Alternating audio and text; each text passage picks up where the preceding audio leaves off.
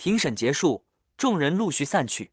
徐彪虎与范泽仁走出县衙，萧云晴早已在庭外等待，见二人走出，急忙奔上前询问情况。泽仁、彪虎大哥，事情如何？范泽仁微笑道：“云晴姑娘，县令大人已经脱罪，柳元修亦已伏法，一切皆已尘埃落定。”萧云晴听罢，喜极而泣，道：“泽仁，多谢你，若非有你，我父亲不知何时才能洗清冤屈。”范泽仁轻声道：“云晴姑娘，不必如此言谢，此乃我应尽之责。”彪虎在一旁笑道：“云晴姑娘，泽仁可是一片忠心，为你父亲奔波劳碌，实在令人钦佩。”萧云晴含泪笑道：“彪虎大哥说的极是，泽仁真是我们萧家的大恩人。”这时县令萧明坤也走出县衙，云晴见状立刻上前紧拥对方，喜极而泣地说道：“爹，您没事真是太好了。”萧明坤被云晴突如其来的夸张行径吓了一跳，本想制止他，但看见自己女儿哭得梨花带雨，便一时心软，拍拍她的背。“好了好了，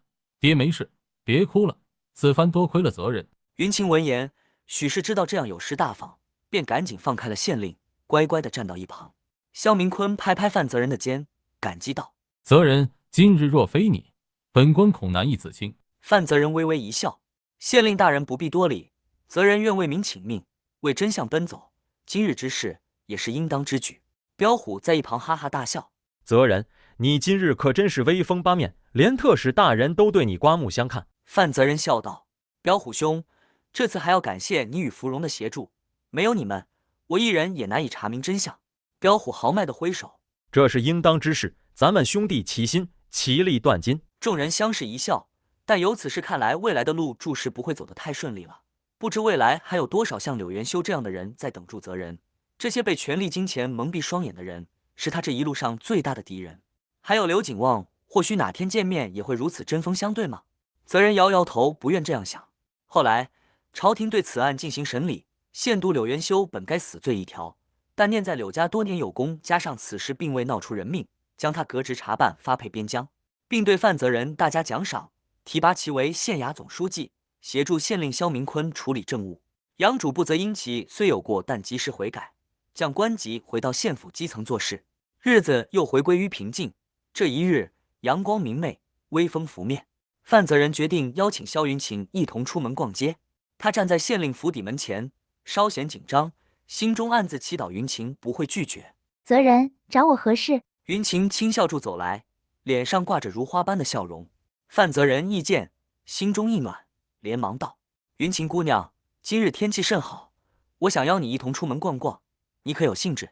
云晴微微一愣，随即莞尔一笑，道：“既然泽仁邀请，云晴自当随行。”两人相视一笑，随即并肩而行，朝县城中心而去。街市上人来人往，熙熙攘攘，商贩们热情叫卖，孩童们嬉戏打闹，处处洋溢着生机与活力。“泽仁，你看那边的糖葫芦，看起来很可口。”云晴指着街边的小摊，眼中闪烁着兴奋的光芒。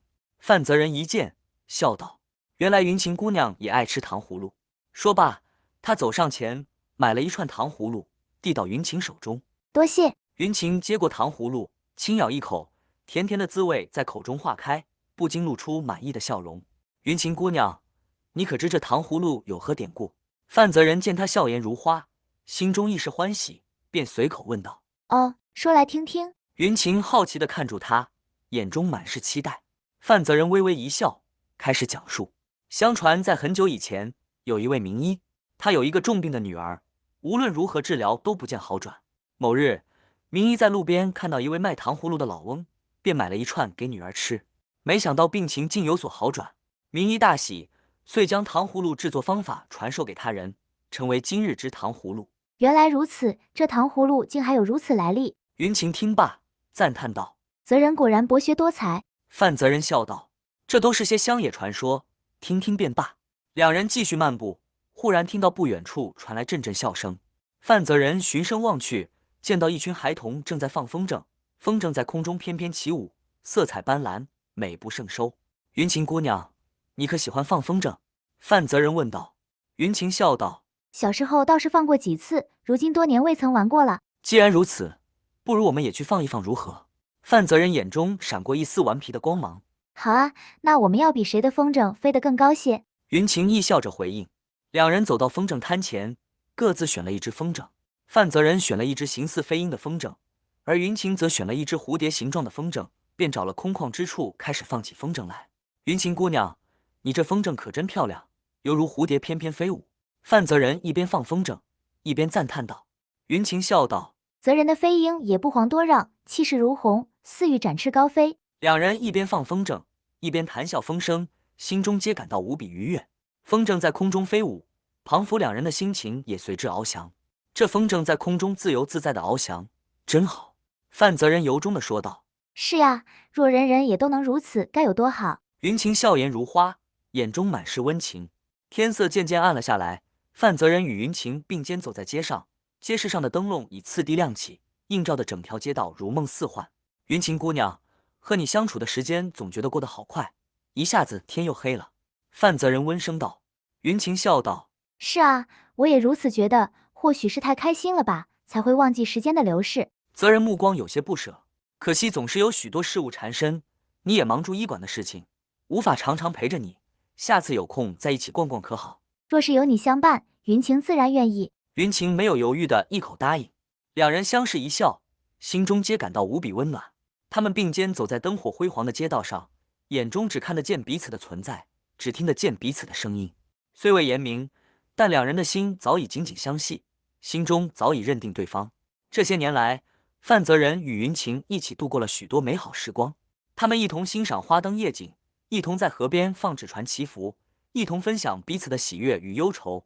无论何时何地，总是默契十足。自从县令一案尘埃落定，阳城恢复了久违的平静。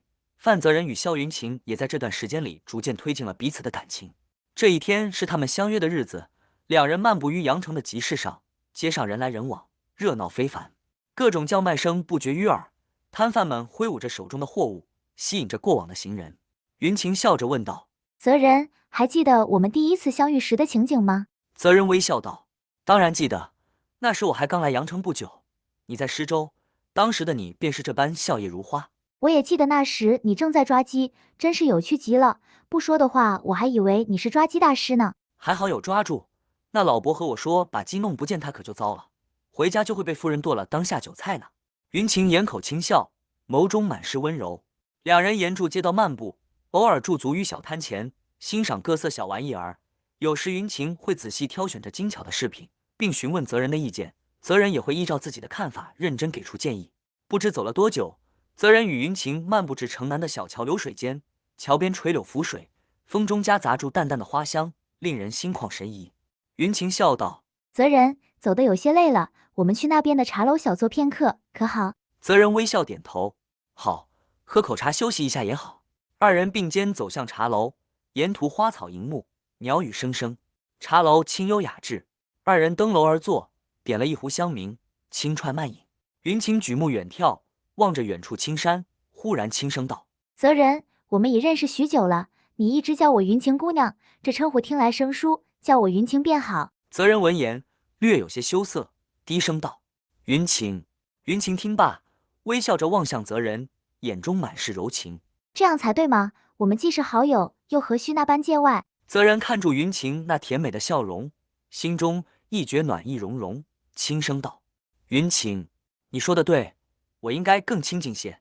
云晴闻言，心中甜蜜，轻声笑道：泽人，这才是我认识的你，无需拘束，我们可以像平常一样。如果喜欢今天的故事，再麻烦订阅、按赞、留言、分享，并记得开启小铃铛。这里是图说故事录，我们下次见。